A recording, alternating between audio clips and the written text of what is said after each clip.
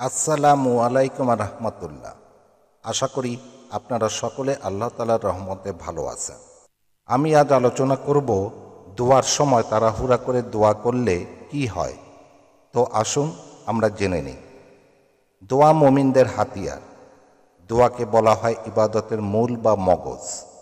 আল্লাহ তাআলা পবিত্র কোরআনে বলেন, তোমরা আমার কাছে দোয়া করো, আমি তোমাদের দোয়া কবুল করব। সূরা মুমিন আয়াত ৬০। রাসূল সাল্লাল্লাহু আলাইহি ওয়াসাল্লাম বলেছেন, দোয়া ছাড়া আর কিছুই আল্লাহর সিদ্ধান্তকে বদলাতে পারে না।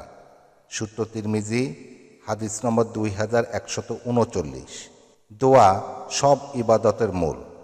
দোয়া কবুলের অন্যতম শর্ত হল ধীর স্থির ও একনিষ্ঠ মনে আল্লাহর কাছে দোয়া করা এবং দোয়া করার সময় আল্লাহর প্রতি পূর্ণ বিশ্বাস রাখতে হবে যে আল্লাহ আমার দোয়া কবুল করবেন। নেতিবাচক কোনো চিন্তা করা যাবে না। দোয়া করার পর দোয়া কবুলের ব্যাপারে তাড়াহুড়া করা যাবে না, কারণ এটা অপছন্দনীয় একটি কাজ। এমন তাড়াহুড়া করার কারণে আল্লাহ দোয়া কবুল না করারও সম্ভাবনা রয়েছে। আল্লাহ তাআলাই ভালো জানেন বান্দার জন্য কোনটা উপযোগী আর কোনটা অনুপযোগী, এবং বান্দার কোন বিষয়টি কখন প্রয়োজন তাও তিনি খুব ভালো করে জানেন। এজন্য বান্দা যেটা প্রার্থনা করছে তা যদি বান্দার জন্য বাস্তবে অকল্যাণকর হয়, তখন আল্লাহ তাআলা তা বান্দাকে দেন না। আল্লাহর রাসূল সাল্লাল্লাহু আলাইহি ওয়াসাল্লাম উম্মতকে বেশি বেশি দোয়া উদ্বুদ্ধ করেছেন সবসময়, তবে দোয়ার ক্ষেত্রে তাড়াহুড়া করতে নিষেধ করেছেন।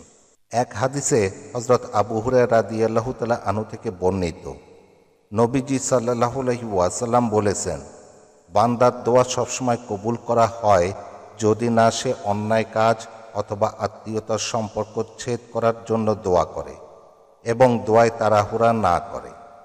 জিজ্ঞেস করা হলো, হে আল্লাহর রাসূল, দোয়ায় তাড়াহুড়া করা কি?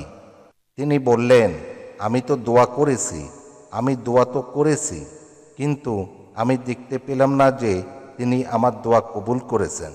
তখন সে ক্লান্ত হয়ে পড়ে আর দোয়া করা পরিত্যাগ করে। সূত্র সহিহ মুসলিম, হাদিস নম্বর 6829, বুখারী, হাদিস নম্বর 6340।